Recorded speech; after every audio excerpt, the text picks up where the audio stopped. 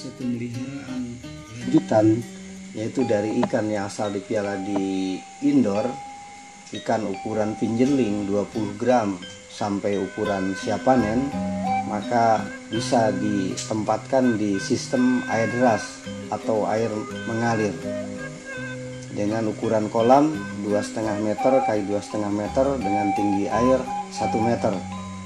Pada kolam dengan ukuran tersebut bisa ditebar ikan sebanyak 50 kilo untuk ukuran fingerling 20 gram, kemudian bisa ditanam sampai kepadatan 300 kg untuk ikan yang ukuran market size atau ukuran konsumsi.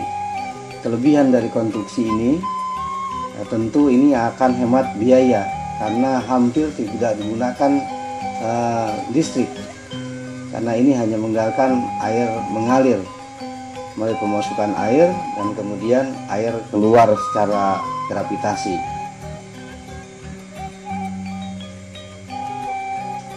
Nah, pemasukan air masuk melalui air masuk atau air inlet, dan debit air diperkirakan antara 2 sampai 4 liter per detik. Dengan kepadatan tersebut, dengan debit air tersebut, maka cukup untuk kepadatan antara 50 sampai 300 kilo. Air yang masuk ke dalam kolam kemudian keluar melalui pembuangan, saluran pembuangan. Saluran pembuangan ini sebetulnya dari dasar, dan kemudian apabila mampet dari dasar maka dia akan keluar dari permukaan. Kemudian apabila dalam kondisi darurat, maka kita gunakan ini pompa saluran air untuk emergensi, sehingga apabila tidak ada air atau air keruh maka air tutup, dan kita gunakan pompa resirkulasi untuk antisipasi dari kekurangan air yang mengalir. Kemudian juga kita tambahkan blower atau high blow ini untuk menambah oksigen pada saat air dari pemasukan air ini kurang atau keruh, sehingga kita tidak menggunakan air dari inlet, dari air pemasukan. Kemudian pada konstruksi kolam ini juga dilengkapi dengan pembuangan air dasar. Ini dimaksudkan setiap hari 30% dari air dasar kita buang. Ini untuk membuang lumpur atau sisa kotoran pakan yang mengendap di dalam dasar kolam. Cukup sekitar 30% atau sekitar 5 sampai 10 menit kita buang air, kemudian tutup kembali. Dan apabila kita ingin menguras air atau menguras kolam, maka kita bisa juga gunakan ini dengan cepat sekitar 30 menit, maka kolam ini akan kosong, sehingga memudahkan ketika panen ataupun ketika kita melakukan sortir atau grading rutin.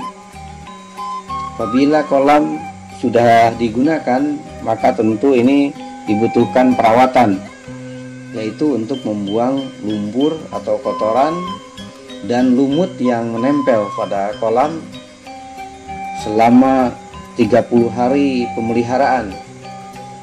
Lumut yang ada pada dinding kolam ini mutlak perlu kita bersihkan, karena apabila kita tidak bersihkan maka akan merusak permukaan kolam. Ini lumut dalam 1 bulan ini tebal sekali, dan apabila tidak bersihkan selama 1 bulan maka nanti akan menyebabkan lumut ini menjadi tebal, kemudian akan menyumbat daripada saluran pengeluaran. Di samping merawat konstruksi kolam, juga kita merawat alat-alat. Di antaranya adalah ini saluran oksigen atau dari high blow yang menggunakan air rutub. Ini perlu kita cuci dan bersihkan karena tertutup oleh lumut maupun lumpur. Dan juga tempat pakan dan yang lainnya kita perlu rawat secara rutin.